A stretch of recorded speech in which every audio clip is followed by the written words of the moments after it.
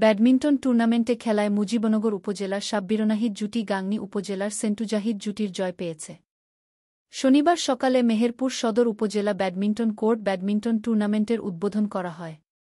জেলা ক্রীড়া officer Arif Ahmed badminton টুর্নামেন্টের উদ্বোধন করেন।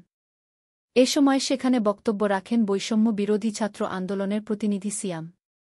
পরে অতিথিবৃন্দ খেলোয়াড়দের সঙ্গে পরিচিতি হন।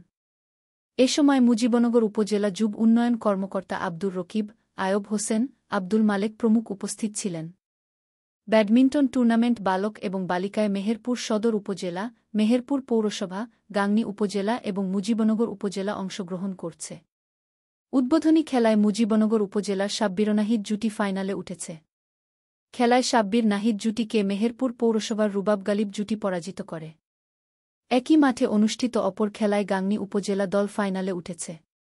খেলায় গাংনী উপজেলার সেন্টু জাহিদ জুটির খেলায় সচিবরিহুল জুটিকে পরাজিত করেছে।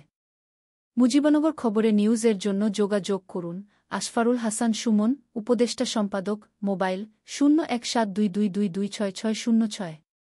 শাহেদুজ্জামান রিপন, যুগ্মবার্তা সম্পাদক, মোবাইল 017230043000।